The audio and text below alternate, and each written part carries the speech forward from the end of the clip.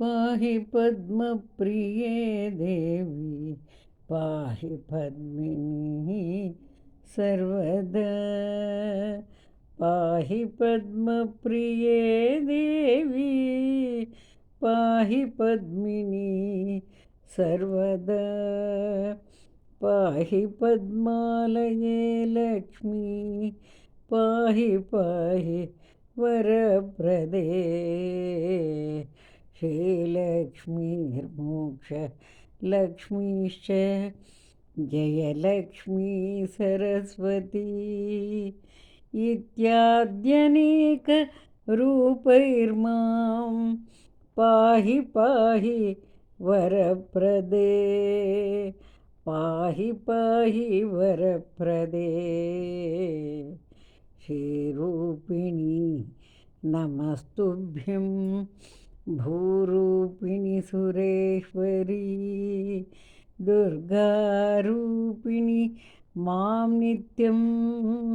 पाहि पाहि वरप्रदे हिरण्यालङ्कृते देवी हिरण्याङ्गी गुणार्णवे हिरण्यगर्भजननी पाहि पाहि वरप्रदे पाहि पाहि वरप्रदे शाणाश्मनि कृतावासे शरण्ये विष्णुवल्लभे शरणागतपरित्रात्री पाहि पाहि वरप्रदे कल्लूरस्थमहालक्ष्मी करवीरनिवासिनी कैवल्यफलदात्री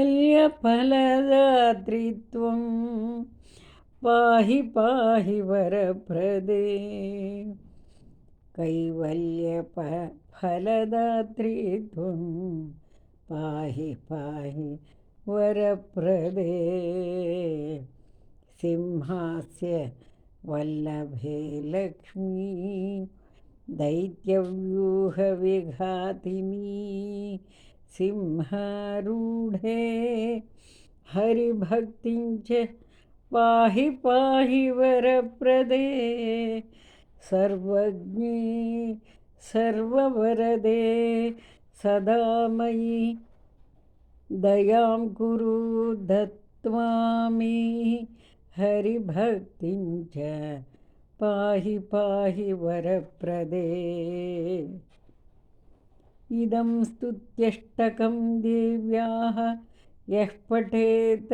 शृणुयादपि तस्य विघ्नाः प्रणश्यन्ति सिद्ध्यन्ति च मनोरथाः इति कल्लूरु क्षेत्रस्थश्री महालक्ष्मी स्तोत्रम्।